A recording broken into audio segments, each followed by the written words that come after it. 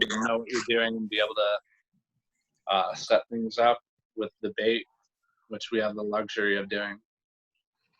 So the fact that you are also a photographer definitely changes the way that you set up other photographers during the feeding, right? For sure. I always have the lighting in mind. I don't put people in shadows. I try to have the light at your back unless you tell me you're specifically looking for a kind of silhouette shot with the light behind the sharks. I can pretty much set up any shot you want if we communicate about things beforehand and can safely do so. Cool. That is awesome. So that's a little secret about Connor. He's also quite an accomplished photographer. So from this picture, I guess that's, I don't know, that kind of looks like a lemon shark to me. It does. I think it's the there's a little distortion on it. It makes it look long, but I think that's actually a reef shark again.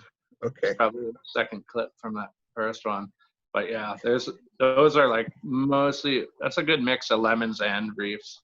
So that's a good example of what I was talking about before. It gets pretty crowded with the smaller sharks. The lemons and reefs start to get all over the feeder there. Cool. Now you also see, we keep learning more and more hidden talents from Connor here. You're a free diver as well, right? Yeah, I enjoy free diving a lot. This was from years and years ago, but during the summertime when we had slower shark action, I would do a lot of dolphin shrimp trips with the wild spotted dolphins, which we see in Bimini. And my job essentially there was to keep them interested and interacting with people. So we see the scooter, so I would dive down the scooter a lot and spin around, and they would come and play, and that keeps them more intrigued and sticking around longer. Otherwise, us people floating around at the surface, they'll get bored with. And that's a very famous videographer and cave diver, Becky Scott, there filming me. Cool. And for those of you who just joined us, we have a nice number of people who joined us now. If you do have questions, make sure that you are muted on your own. And if you do have a question, just raise your hand. Feel free to interrupt Connor or myself at any time with any questions that you might have about a picture or about his history, his career, whatever it is that you want. I even invite you to ask him personal questions. All right, so feel free to ask away at any time. Now, Connor, this is in Bimini, right? You said that this is Bimini? No. So the interesting thing about the dolphins, by the way, I think to raise your hand, I think you have to like click on the screen and go to participants and raise your hand or something. It took me a minute to figure out for other people. Yeah. Does everybody? I hope everybody here knows how to raise your hands. If not, you can also maybe you can wave if you don't know how to raise your hand. But okay. So go ahead, Connor. So yeah, we used to have. There's many Atlantic spotted dolphins in the Bahamas, and there was a large resident pod that we had in an area called White Sand Ridge, north of Tiger Beach, that I worked with for years. And they actually moved, or a good majority of them, I'd say. I haven't been into the dolphins as much in the past years, but most of them ended up moving down to Bimini within like 5 years ago, I believe. Okay. So a lot of those dolphins I used to work with up there are now down in Bimini. And I know a lot of them by their patterns and things. So you recognize the dolphins? Too. However, I've been primarily a shark guy for years and years. Okay. All right. So I got a question here. Somebody asked, what do you like better? Do you like working more with sharks or with dolphins? What do you like? I mean, sharks. That was easy. Yeah, that's pretty much clear. I mean, that's all I've really done in the more recent years. However, don't get me wrong, I do love working with the dolphins. They're pretty amazing to work with. They are very intelligent. You look them in the eye and you can look in their eye and see that there's a lot going on in there. And I actually helped photograph and document and record and name many of the dolphins that there are. And they're cool too. They each have their own personalities. So definitely not going to downsell dolphins, but sharks are a higher passion. Gotcha. Gotcha. Now, all of these pictures that we're seeing here, that looks like a video camera, right? That's not a photo camera. That's a Yeah, video that's camera. a big gauge housing for a video camera. What were you And this is filming there? Do you remember? yeah, I believe this is a really old shot. I think 2011-ish. I'm pretty positive that was filming for a movie called Sharks of Mexico, actually. And yeah, it was a fairly big film over there. I think it was really well done. And yeah, I've worked for many video shoots and photo shoots over the years, fortunately enough. Cool. So you're also a movie star. There you go. Yeah, well, I don't even see half of them. Cool. I'd like to, but sometimes I don't, they kind of get lost. I've just worked on so many of them. So here's another hidden talent of our shark feeder, Connor. He's not only a free diver and a scuba diver and a shark feeder and also a photographer, but he's also a musician. So tell us about that, Connor. What is this? You're playing the guitar? You're playing the ukulele? What is that? Yeah, I'm playing the ukulele there. I'm an amateur musician. I don't really play professionally ever, but I dabble. I played guitar since I was younger, and ukulele in the more recent years, more just for fun. That was down in Key West. I had a little flickered chords to get on stage. Cool. Yeah. I'm actually more comfortable feeding the sharks than I am getting on stage ever. I get stage fright. Well, when you are feeding the sharks, you are on stage. That is the stage right there. Yeah, but that I consider myself a professional at. Yeah, true. Music's not so. All right, let's see. Let's keep going. Look at this. What is the biggest tiger shark that you've ever fed? The biggest shark that I more regularly feed, I would say, is one that goes by the name Tequila. And she is pretty massive, and she comes in hard and fast, hence the name Tequila.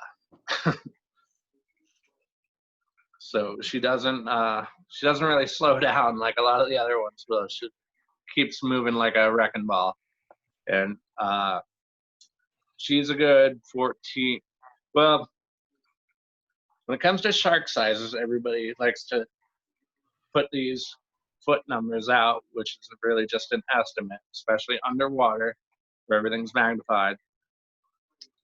So compared to most people, what most people call 14-foot sharks, I guess by that standard, she's like 16. But I would personally say she's probably 14 and a half, 15.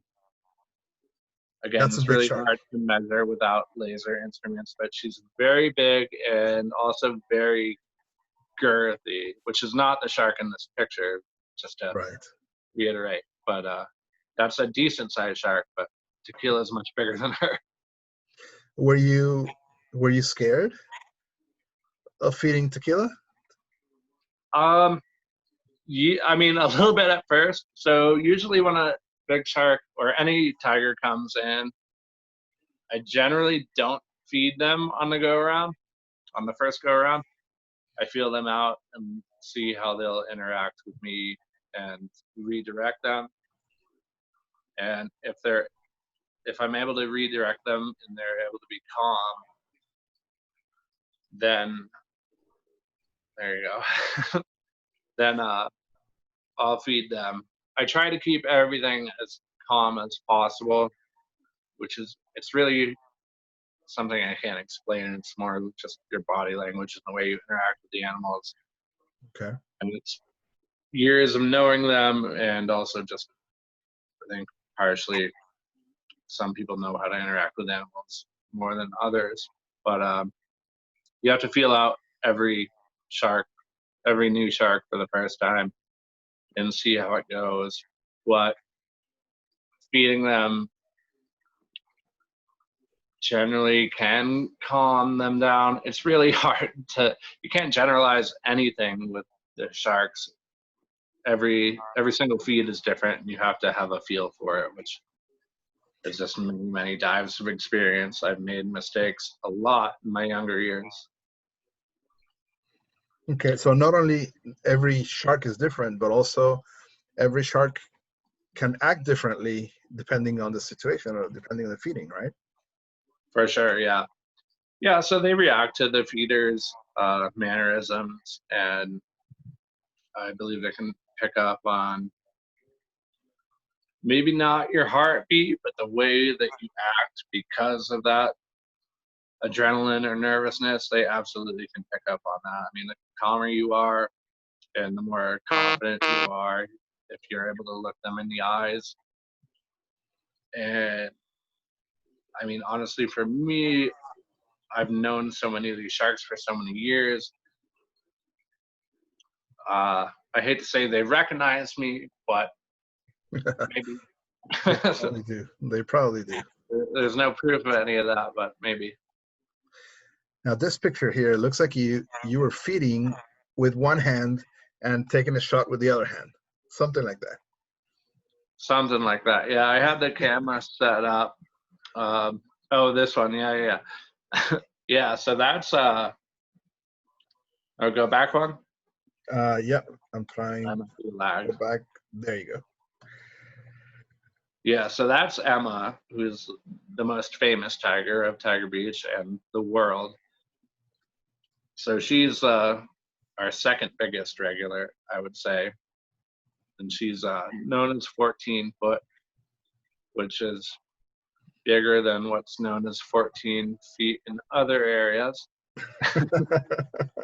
So that's where it gets hairy. We don't have a lot of laser measuring proof. But yeah, occasionally, I don't recommend it for anyone ever, but occasionally I will feed and film at the same time if I know it's safe to do so. I've been working with Emma for 12 years. I've been feeding her for the entire time I've been out there. She's the longest resident tiger shark that's been at Tiger Beach. That's why she's so famous. And you can, if you look closely at the picture, she very rarely ever even shows her teeth. She's like a grandma shark, just all gums. She's like, just toss the fish in, we'll get it.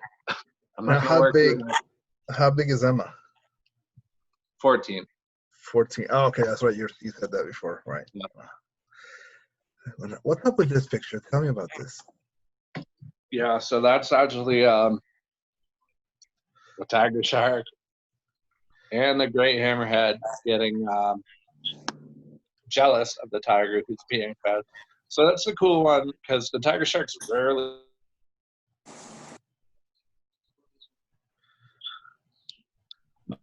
They're normally more like the Emma shot before, where they're just kind of grandma shark gums and very gently open up. At least the ones who are used to the feeding. But this one really threw their jaws out, or like you'll see in lemon sharks and reef sharks. And then to the left is a well-known hammerhead, Patches, aka Celia, Yeah. who has been a resident at both Tiger Beach and Bimini, which is very cool to see her in both places. Originally Bimini for a few years, then up at Tiger Beach for a few years. Now this past season back at Bimini, and always a great shark to work with. Cool. Now, does she? Go ahead. Yeah, she can be a bit pushy at times. Like right here, it's actually I have a video of it as well. The tiger shark got the meal. She actually bites that tiger right after this picture. Wow. So she wasn't happy about it, which is pretty rare to see a cool capture. And, yeah, she gets pushy with myself and other sharks at times, but never in a aggressive way. Never in a way where she's looking to bite me. Gotcha. All right. So right now we got 17 people here watching us. Let me just remind you to please mute your microphones. We have somebody who's making a little bit of noise, so please make sure that you are muted. And then if you do have a question, you can raise your hand through the app, through Zoom, and feel free to ask a question at any time that you have a question. You know, it's okay that you interrupt us or you interrupt Connor. It's all right. Just ask any questions that you might have throughout the conversation here. Now, going back to this picture, you know, I've seen Patches many, many times in Bimini, and even though she, you know, she's a bushy shark, like you said, she's not a large shark. She's not one of the biggest, I would say. She's definitely not the biggest of the hammers that we see in Bimini. But she does have, it's funny, like she showed up at Tiger Beach and she's just got this out. She's like, I'm a tiger shark, out of my way. And yeah, it's like I've even had to tell people to generally, I tell people that if there's a shark coming up, a big shark, which I specify as a tiger shark or great hammerhead or a bull shark, we actually ignore the lemon sharks and the reef sharks for safety's sake. They're beautiful sharks. We love them. But as far as safety goes, we don't point them out because they're not a threat. But I got to the point where I was like, okay, don't point out Patches to me. I know she's there. I know she might come up behind me. She might bump me in the side. But that will be the granted, no other feeder should heed this advice. This is just my comfort level with her. No other person should have that viewpoint on her either. You always need to watch all the large sharks, but like occasionally I would run into a situation where I have literally 2 or 3 tiger sharks in my hands and someone makes a noise and freaks me out about Patches behind my back. I'm not worried about Patches. She's gonna bump me, but that's it. Awesome. Now, tell me about this picture, Connor. It looks like, is this Bimini? That is Bimini, yeah. So it's a pod of Atlantic spotted dolphins and a hammerhead in the same shot. Yeah, that's kind of quintessential Bimini. The 2 of the coolest things you can see there, man.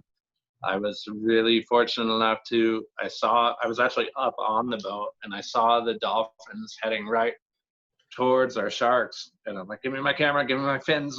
Jumped in immediately and managed to capture. It was just a quick flyby, but got that moment where that is really cool. The that is really, really cool. I've never seen both in the same shot like that before. I've been in feedings in which the dolphins show up, but yeah, we were never able to capture them like that. So that's a pretty cool shot, Connor. Thank you. All right, now I have a question here. Tell me, what do you think? Do you think that full moon has an effect on the sharks? Yeah, I do. I haven't really noticed, probably because I haven't paid attention enough at Tiger Beach or Bimini for it. It may in those areas. I've noticed more so in Jupiter. I do dives as well, where we have a lot of the lemon sharks, and they definitely will get riled up in Jupiter, Florida. That is not, the planet. Okay. But they'll definitely get riled up when the full moon is going on.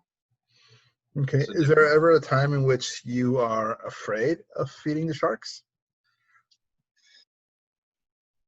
I've had some fear. It's a very, very rare occasion, but it does happen. I've had an experience where I had a completely wild tiger shark, as in had never seen a human in its life before. I'm pretty educating guessing, but it came right towards the bait and myself and was extremely hungry and was convinced. At the time, this was on another boat that ran things differently than I would currently run any shark dive years and years ago, but they had me standing between the shark and the bait, which is not really necessary.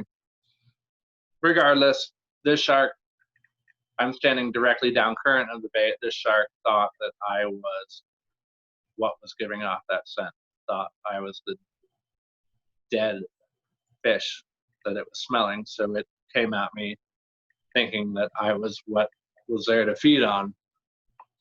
And very Okay. determined. I had to push this shark off. I had to, was fully open jaws at me for 4 passes because I was newer on that boat, even though I had years experience feeding them on other boats where I ran things the way I knew they should be. On Gotcha. that boat, I was trying to be between him and the bait, her, I should say. By the 4th time of going like head to head with it thinking I was the prey, I just took one step to the side and it took the bait because that's all it ever wanted was just that smell. It could smell. So I let it have it by then because it was getting a little hairy. It was rolling and spinning and biting on me. And all it wanted was that bait, right? So it got it that 4th pass. I was done with it. And that's all I wanted. That was the end of the drama. It was totally safe for everyone else. And that's a good example of why I've learned from being on boats run by other people who think things are supposed to do a certain way, who aren't really the ones in the water all the time and don't know for themselves. I So, agree with you. I'm with you 100%. yeah. Yeah. So there's a question here in the chat, but it's such a long question that I'm just gonna have whoever asked it ask it live. Eduardo, can you I just unmuted your microphone. Can you ask the question? Yeah, of course. Hey, Connor, how are you? Can you hear me? No, I don't want to hear from him. I'm just kidding. Yeah, man, I can hear. You're fired.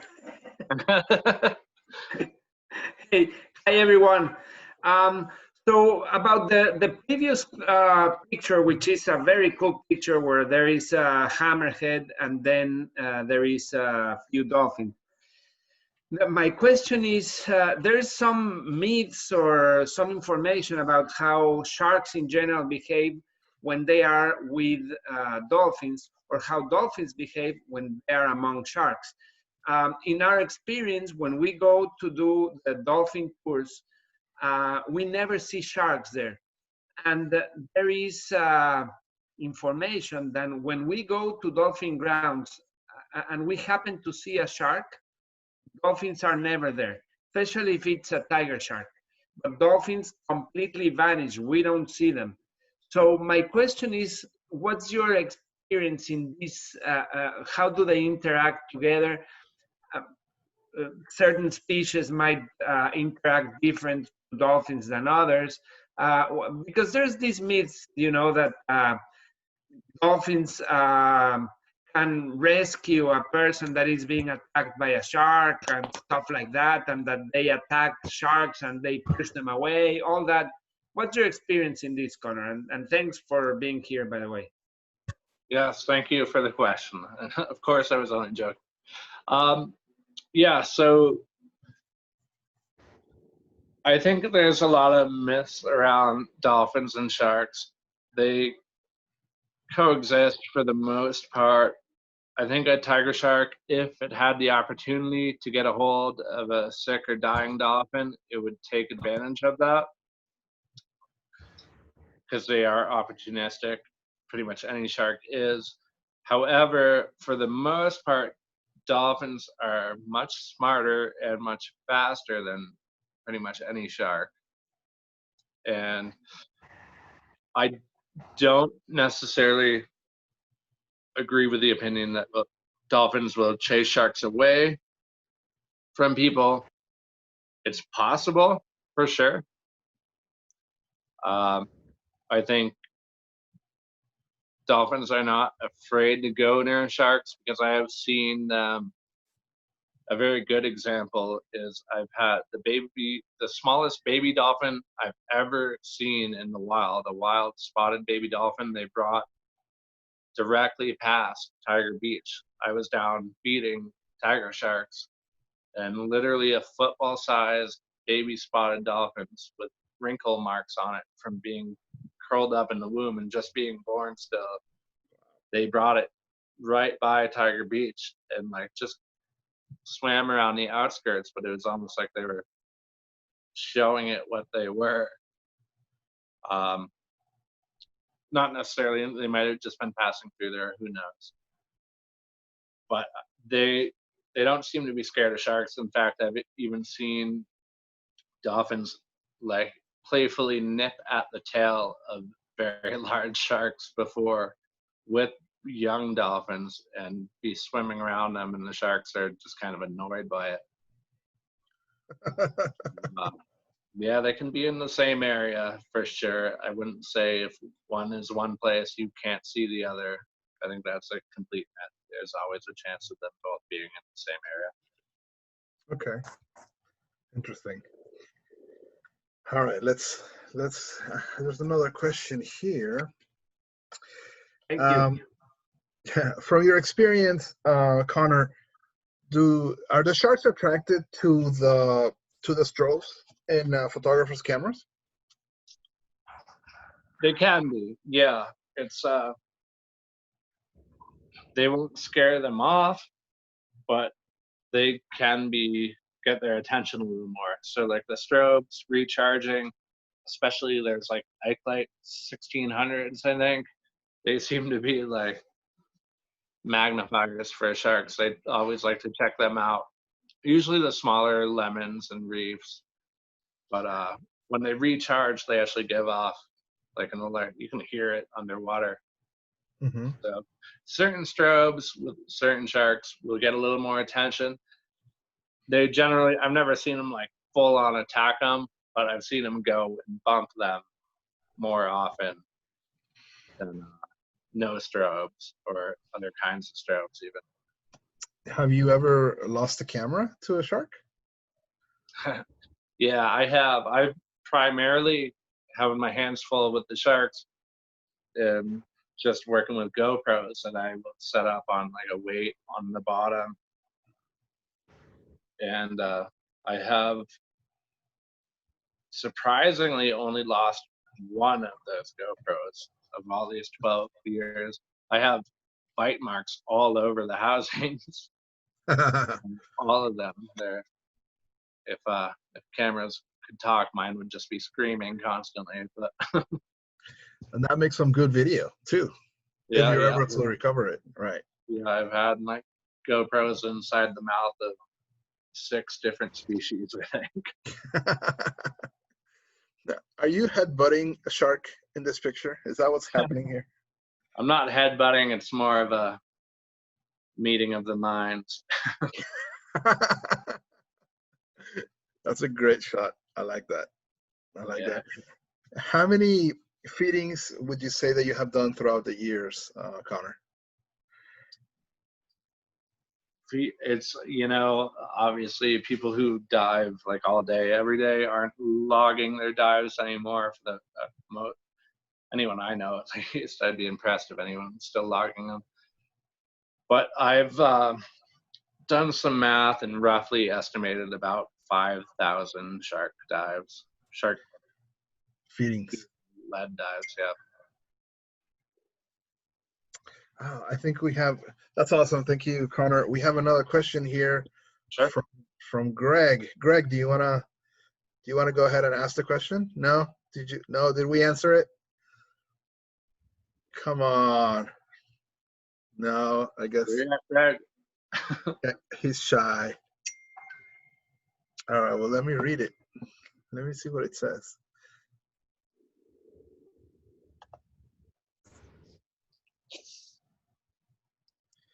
Oh, and also we have one from Chris Carpenter. All right, so Greg wanted to know, what is the best technique that you use to bring the sharks initially? So what's that? Dead fish. They're not going to want anything to do with people without having that blood in the water. So, yeah, just baiting them in, and then also being calm around them to not scare them off when they do come in. Because believe it or not, most sharks are naturally going to be afraid of people. We're pretty much aliens to them. They've been around for millions of years, and they have their instincts and their prey that they've preyed on for years and years, and we're just not on the menu. So they see us bubble blowing aliens, and even free diving too without bubbles.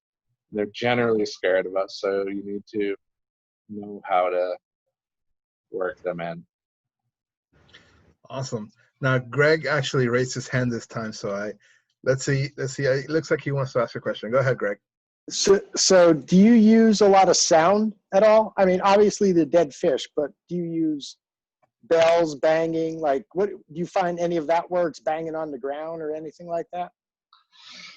Like vibrations, I guess I should say. Right. I primarily is the fish and the blood is what's gonna bring them in. People have their theories and will use banging and whatnot, and occasionally I may do some of that. I think at a point, if you're having a slow dive, it might be more frustration than anything, so you got to bang on something and hope for the best. But Yeah, there's that's nothing true. in the world that's better than fish and blood. And of course, every location, sharks can get somewhat not trained, but acclimated to noises and the sounds of boats and things like that. So yeah, they are definitely factors, and they can pick up on all of that stuff. But the biggest factor for sure is always going to be the bait. What kind of bait? The scent, right? Cool. Thank you. Thanks, Greg. So Chris asked a question. Chris, you want me to read it, or do you want to ask it yourself? I can ask the question. That's fine. Go for it. I was on a trip, last week or so, and somebody told me about their encounter with a great white at Tiger Beach. And I wanted to ask, have you ever encountered a great white on any of your feedings? And if so, or if not, if a great white ever did come in, would you feed it? I would love to get the name of the person who told you that so I could ask him some questions. I have yet to see any proof of that. I can tell you. I can mention the name if you want. Are there any pictures? That's it. Show me a picture. That's kind of what I'm looking for. Abernathy. No pictures. That's. Do we have a bleep button? Beep. All right. Well, So what? No. I can talk to him though. Connor, let's just say that you are feeding, and all of a sudden a great white does show up. What would you do? Yeah, like I've said before, you have to feel out every situation. I probably would not get out of the water. I would feel blessed. I'm actually like, I hope for it dearly every time I'm on. If I'm at least have my eyes open for a great white to show up, I would love to see that. Absolutely. And I know they've been around Tiger Beach for sure, but I've never seen proof of it. I've never encountered them. I would absolutely love to, but I don't think I would be hand feeding them right away. I would feel out the shark. Most likely, great whites, believe it or not, are very skittish around people as well. So I know they've passed by very near there because I have tracked sharks near there.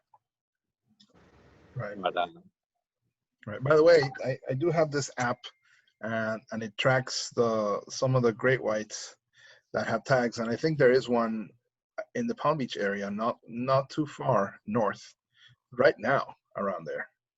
So this might be a good time to go shark diving. Now, Grant has a question. Grant, do you want me to read it out loud, or do you want to unmute your microphone and ask it yourself? I guess by that silence, it means that I will ask it. So the question is, how did you get into feeding, and what kind of skills would one need to get started on becoming a feeder? So we've been through this already at the beginning of the chat, but Grant did join a little bit later. But let's just go ahead and answer the question anyway, please. sure. Yeah, so it's a tricky question to answer. The way I got into it is a little different. At the time, it's okay, Grant. I'll answer you anyway. At the time, feeding was a brand new thing at Tiger Beach. It actually wasn't even happening by the crew on the boat that I was working. I wasn't the first to do it. There had been people doing it. However, I started the feeding with one other guy who doesn't do it anymore, but because in the early years, it was hard to get tigers around. They were very shy, very skittish around people.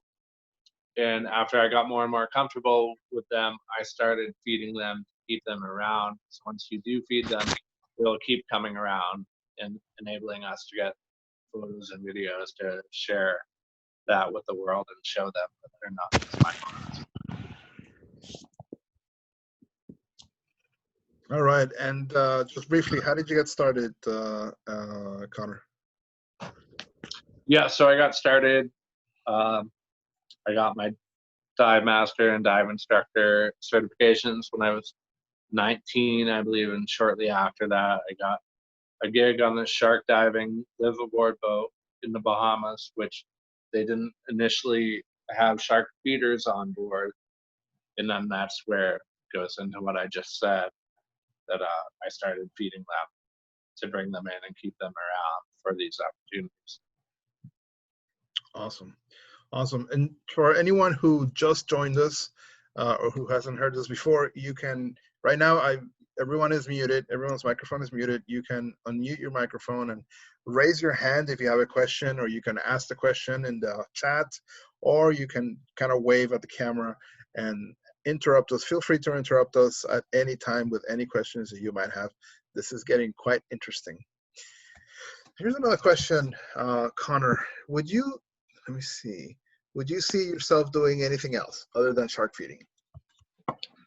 It's really hard too. You know, literally my entire adult career, minus like a couple years at construction and then about a year of dive instruction, dive mastering on more regular dive boats. I've been working with the sharks for the past 12 years, and it's home to me. You know, I jump into a sea full of sharks, and I'm more comfortable than I ever am on the highway. Would you say that a special set of skills is required to be a shark feeder? I think so, yeah. It can be trained, but it also takes a certain type of person. I've always had a good feeling with animals, any animals, you know, I can relate to them. And as well as quick reflexes is a good ability that goes along with it. And just being able to read things and feel things out, and also not being a cowboy at the same time. It's not all about putting on a show and being a rodeo clown. You have to know how to safely do things. And I feel that's the advantage of having so many years of doing it, is, you know, when I was a young kid, I probably did things that were, well, I mean, I have some scars to show, you know, but now over the years, I know the fine lines of what to do to make a close to perfect shark dive. Very nice, very nice. Now, Joe says that he's dropped in on a huge great white shark. Did that happen in Jupiter? Yeah, yeah, he's nodding, yes. You know, you can press a little button that says unmute, and you can tell us all about it. Oh yeah, I was it's me and Corey and a few other people, and we were going to swim with the lemons, and we dropped in, and I had a stupid zoop that just started beeping because I guess it had the warning, you know, the 100-foot warning or 95-foot, and it started beeping, and I pick it up and I look at it. And then just past it, like right there, I'm seeing this biggest damn pointed face I've ever seen underwater. Yeah. It was huge. And I'm looking at it and I'm just like this. And then it goes down at an angle under Corey Embry. And I pointed and he did a triple take. He's like, he couldn't believe it. Like later, he's like the whole ocean floor was moving because it was right under him. But the funniest part was the night before, I went into the dive shop to buy a GoPro, and I see Corey come walking in, and I said, what are you doing here? He's like, oh, I'm gonna buy a GoPro. I'm like, yeah, you should buy a GoPro. Sweet, good idea. You have to. I'm thinking if he bought one, I wouldn't need one, right? So I didn't buy one. Well, here we drop in on this great white. He gets the video footage, and his stuff goes viral, like everywhere, on the news outlets, breakfast, lunch, and dinner for 3 days. I was like, damn, I should have bought the GoPro. I remember that. Life, man. Anytime somebody's like, shit, I forgot my camera or my camera battery died, I can't bring it. I'm like, well, thank you so much because we're gonna see something amazing. Yeah, that's when it happens. He didn't even know how to turn it on. But yeah, the great white was really calm. I mean, it just kind of looked at us and just swam around us once and then just moseyed on off. And yeah, they generally, I mean, we get them around Jupiter every year, but it's usually just a flyby.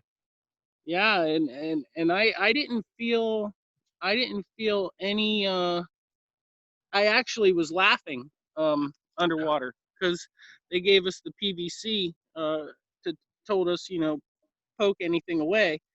Sure. And I have this PVC in my hand and I'm looking at it and I'm looking at the size of that shark. I just start laughing. I started laughing and I stuck the PVC in my BC and I was like, the hell with this PVC. But it was calm. It was calm. Yeah. It was a beautiful experience, and I would swim with one no cage again any day. Yeah, well, you have to be careful with that. It has to be the right shark and the right time and the right location. Yeah. Because that can definitely go south.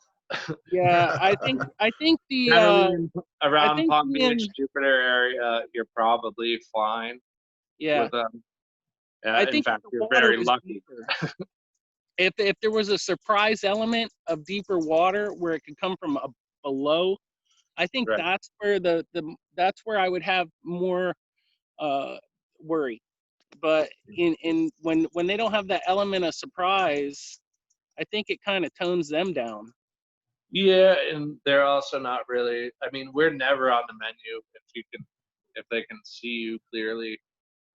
Yeah. Normally, when people get bumped or bitten, it's in very murky water and they're not knowing what they're actually doing. That's why people don't get eaten by sharks. They get a test bite, which sometimes can be enough to kill them, unfortunately. Oh yeah, arteries. Hey Connor, did you get any time diving with Eli when he was feeding tigers way back in the day? Oh yeah, I've worked with him many times. Yeah. Beep. Oh, can't mention names. All right. I don't It's all think right. he's doing it. I don't think he's doing it anymore. So I apologize for that name. It's all right. It's all right. No worries. No worries. That's cool that you. So do you think you got some training in from him? Like do you consider him like one of the originals or? No, I consider myself one of the originals. Oh really? Yeah, Yeah. you were doing it prior. I won't say that, but I will say there's people who live at Tiger Beach and people who visit Tiger Beach a couple times a year. And I got live. you. I got you. That makes sense, bro. All right, thanks, man. Yeah, man. All right, Joe, you're going back on mute.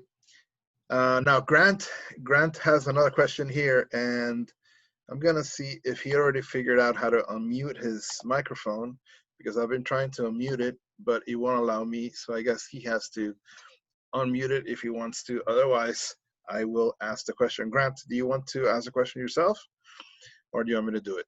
You would have to. There you go. You did it. Can you Good. hear me now? Oh, there we go. All right. How you doing, Connor? Yeah, I just was curious. I haven't done Tiger Beach as of yet as far as diving. With tiger sharks and whatnot. I've dove with Bimini undersea with the hammerheads, and then several times over up in Jupiter. But I'm just curious. I spearfish often, and I don't see a whole lot of gathering, like, when you have a bait ball of 30 different sharks, whether it be lemons, bulls, or whatever. But generally, are the sharks as docile? I mean, are typical wild sharks as docile as the ones that are known to be fed? Or, what is your encounters of, diving with fed sharks versus, just wild sharks, as far as mannerism and stuff like that?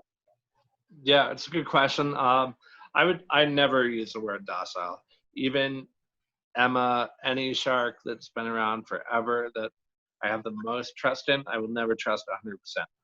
They're still a shark, and they still don't have hands and will feel things with their teeth and can very easily make a life-threatening mistake by a feeling.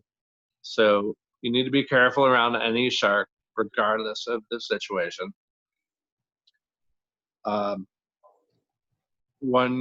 Honestly, spearfishing, I spearfish as well, and there's nothing that gets sharks more riled up than that. If you have a live or a dying, struggling, bleeding fish, they're gonna be enticed for sure. However, depending on the shark, depending on the species, yes, you can still get that fish, or at a certain point, I recommend the smartest thing for any spearfisherman to do is just give your fish up to a shark. If it's getting too insistent upon it, just give it up, because it's going to take the fish and it's going to be happy with that. It's never going to come back looking at you. That's all it's looking for. Gotcha. So when you're feeding your sharks, is there any change in mannerism as far as, those sharks versus wild sharks? Obviously, if you're spearfishing, I've had times where, I've shot the fish and just given it up to the shark and it's swam away, versus, your sharks, in Tiger Beach or whatever, seems like, they stick around for the whole several dives, knowing that, they're going to be kept being fed, so it just seems like they're a little bit more, I wouldn't, as I said, like not necessarily docile, but more so like, in a calming, curious manner, versus a crazy, hungry shark that's coming up your dead prey, dead shot. Yeah, sure. For sure. They definitely get acclimated. I just like to reiterate that they're still, wild sharks, and we're not changing their feeding patterns. They still go on to do their normal migration patterns. We're not feeding them enough for them to stop hunting. We're not relying on us solely. It's just enough to keep them around for a little while so we can manage to photograph and video them. But yes, they will get used to being fed, and over a long time, and sometimes you have to retrain them. But I don't like the word train either, but reacclimate them day to day to being fed. Like they're still initially pretty shy around people who don't. Their natural instinct that if you're in clear water and they can see you is never to just go up to somebody and look for a hand up, no matter how much they've been fed. Right. So basically, they're still wild, even though they're acclimated to getting fed in Bimini or Tiger Beach. They're still wild sharks. They are wild sharks, and I've always said it in all my briefings. The nurse sharks, they're so cute and cuddly. They're like little puppy dogs, right? No, they're not. They bite. They bite. Yeah. They bite. They bite. They bite. They do Yeah. bite. Even the nurse sharks. For sure, yeah. I mean, the nurse sharks. I know you really drill it in, but it's true. The nurse sharks, they're not the smartest. They don't have the best eyesight, and they definitely can make mistakes and they can do some damage. Did that answer your question, Grant? Yes, thank you. All right. So you're going back on mute. All right. Now I just saw a picture of a whale shark, and then there was seemed to be a manta ray. Yeah. So you've also dove with how many species of sharks would you say that you've dove with? Oh, that's a good question. I'd have to think about that a lot. Well, let's go down the list. So of course, tigers and great hammerheads, and then Yeah. lemons and reefs and nerves. Tiger, great hammerhead, bull, lemon, reef, nurse, White tips. mako, white tip, silkies, duskies. Thresher. I haven't done threshers yet, but I will. And the whale shark, of course. Sharks. Okay. Do you have a favorite? I have a favorite. Oh, sharp nose. Sharp nose shark. Yeah. That should cover it. Do I have a favorite? Yeah. Well, it's kind of a tie. Great hammerheads and tigers. I love them both.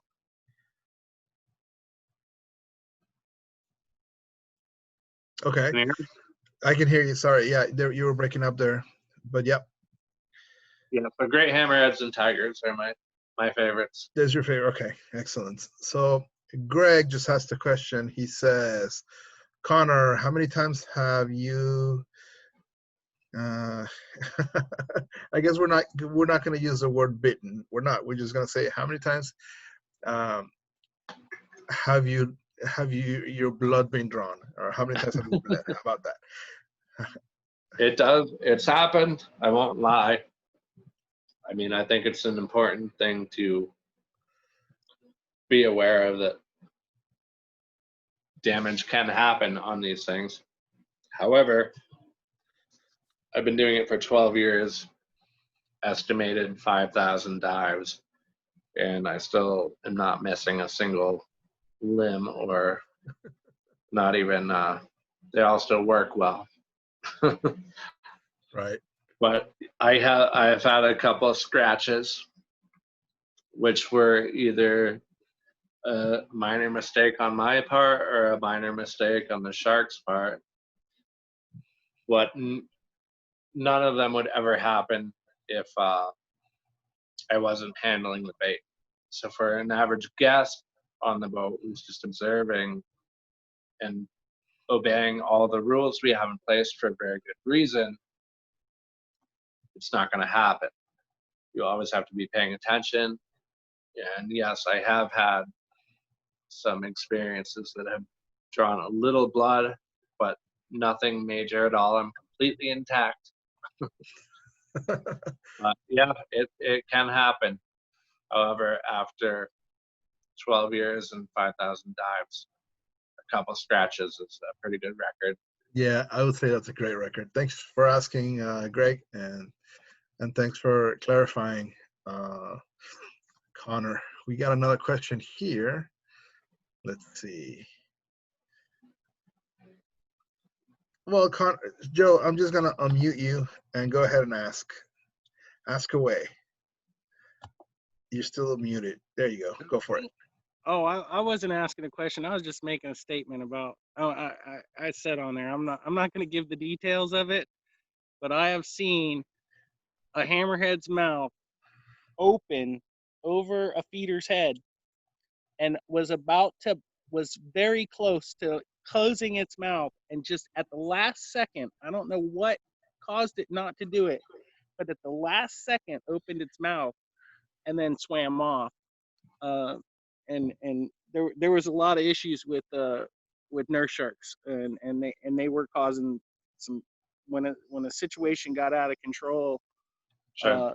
The nurse sharks were like seagulls all over this dude, and Yeah.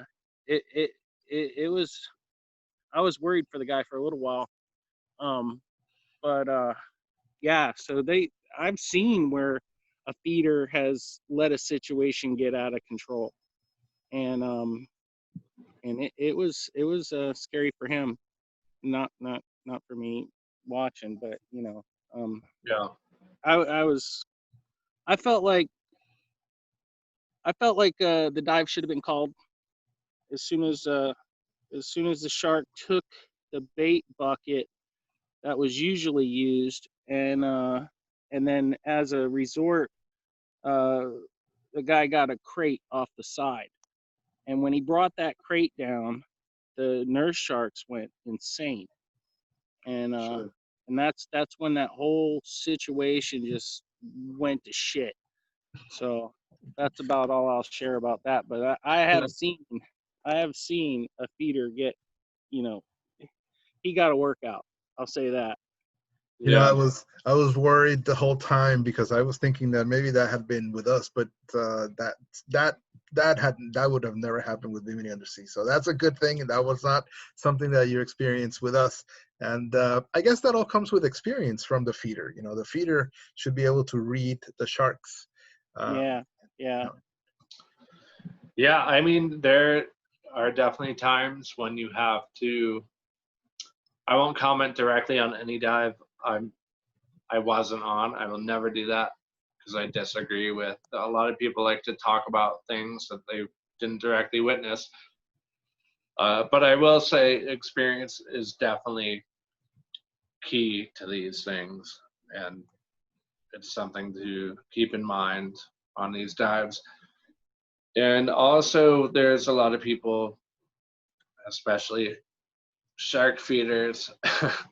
I used to be one of these people trying to prove myself and trying to act like a big tough guy, but more importantly than that is knowing what you're doing and knowing how to keep it safe and knowing how to back out of a situation, keep it safe for everybody, including yourself, and just being self-aware enough to know everything that's going on around you and constantly be paying attention to that.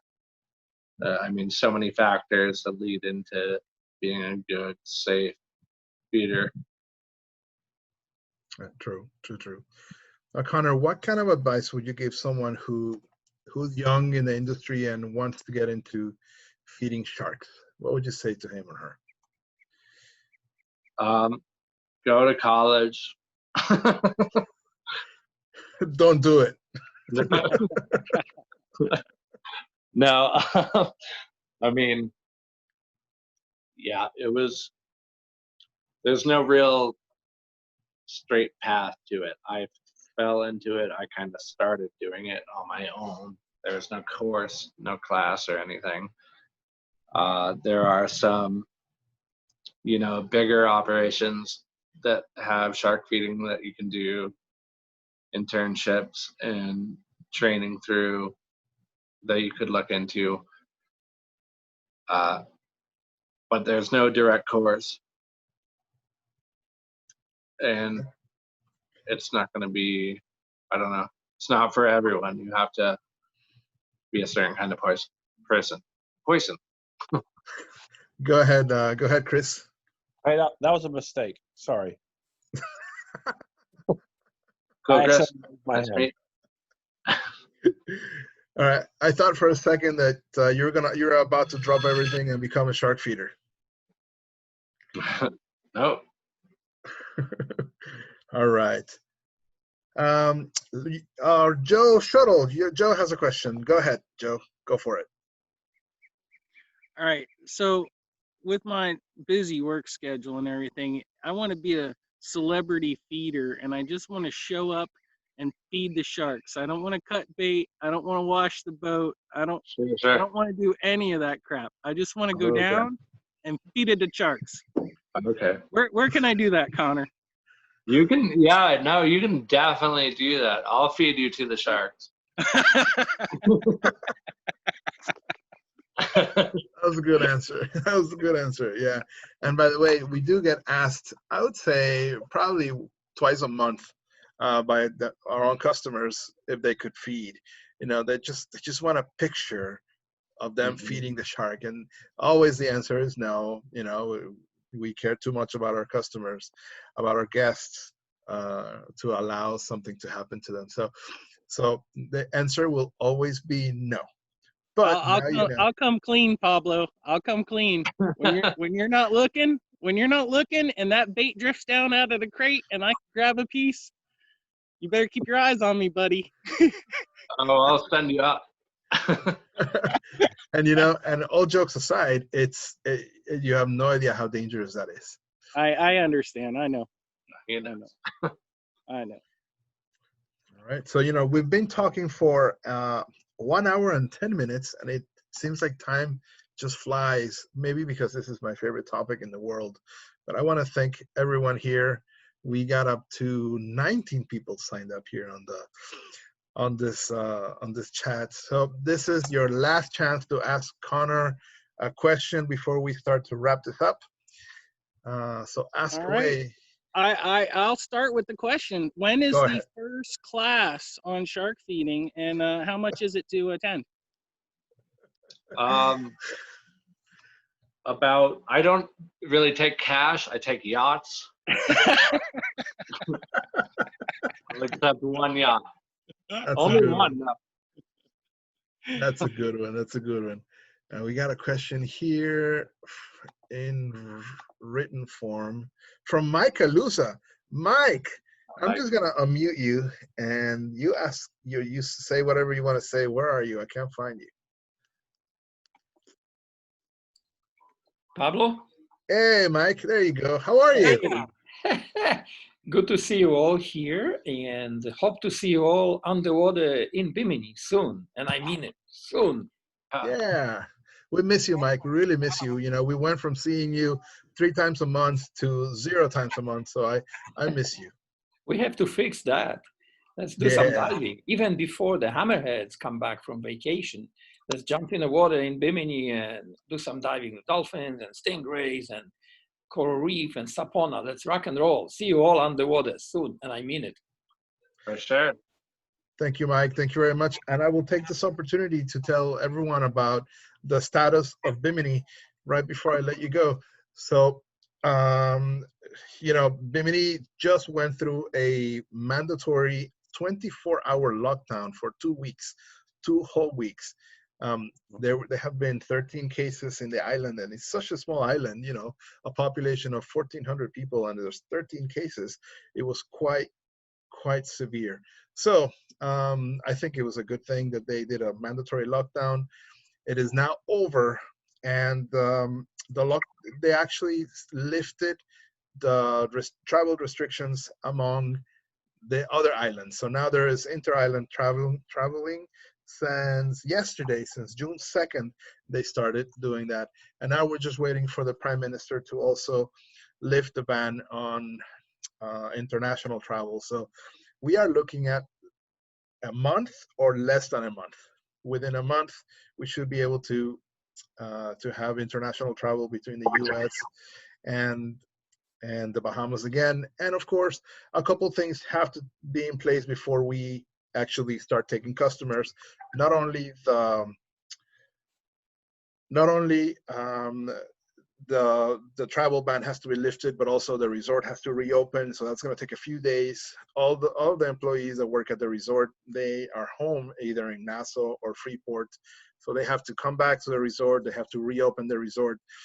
And then once that's been done, and the ferry has to also restart services or resume travel. If not the ferry, the airplanes have to resume travel there. So there's a couple of things that have to be in place before we actually start taking you in. But we are looking at about a month. I've always said it since the beginning, 4th of July. So I think we are closer than ever. And somebody just told me to tell you that there have not been any more reported cases besides those 13 in Bimini. So it looks like Bimini is good to go. And that's a good thing because, we don't want anyone else sick in our little island. Does anybody have any last questions, comments, anything you want to add to this? Otherwise, we are going to wrap this up. I want to thank you all for being here and look forward to seeing you on our next one. Our next one should be either next Wednesday or the Wednesday after that. And it's going to be the same thing. It's going to be another chat with our shark feeder, but this time it's going to be with Christian Torres. You guys remember Christian, right? Oh yeah, Tiger Man. So that's going to be a lot of fun as well. So we look forward to seeing you there. Thank you so much, Connor, for being here. Thank you so much, everyone, for being here. Brandon, you didn't say anything, but thank you for that. Ricardo, I know you're there. Thank you, Mike. Greg, thank you for being here. Chris, thank you so much. Joe Shuttle, Eduardo, thank you. Grant, thank you for being here. Let me see who else is there that I know, that I recognize. I don't recognize anybody else. But thank you so much for everyone. I'm gonna interrupt you, Pablo. I also want to thank everyone, and I want to thank especially Connor for taking this time and for being with us. You're part of the Bimini Undersea family, and I want to thank you for that, man. Thanks a lot. Thank you. Yeah, thank you, Connor. See you all next time. Thanks for tuning in. Bye-bye. Hey, Rick around there looks like has a question. Oh, Rick has a question? Oh, I wait. think so, yeah. He said, wait. No, What's I the don't have a question. Okay. Wait. But I have something better. I can show you the ocean in Bimini. I'm right here by the beach. Oh, go ahead. Let's see it. Wow. I mean, it's sorry. It's cloudy, but here we go. Wow. How is that possible? It's nighttime Right. here where I am. It's dark already. Thank you, Connor. See you, everyone. Yeah, thank you. Pablo, Bye-bye. Pablo, maybe you want to tell about the shark specialty in case they want to share with some friends. I know everyone here is already a shark diver. But, Sure. Yep. So I said it at the beginning of the chat. Oh. We have our specialty, our package that includes a specialty course on shark ecology, and it does include your dive certification card for the shark ecology course, and it includes a 2-tank dive in Bimini to a reef inhabited by reef sharks. So you kind of put to use what you just learned in Bimini, and it only retails for $179 plus tax per person. So that's a great package that we have right now available, and you can do it from the comfort and safety of your home. I'm done. See you, everyone. Thank you very much. Have a good night. All right, later, guys. Bye.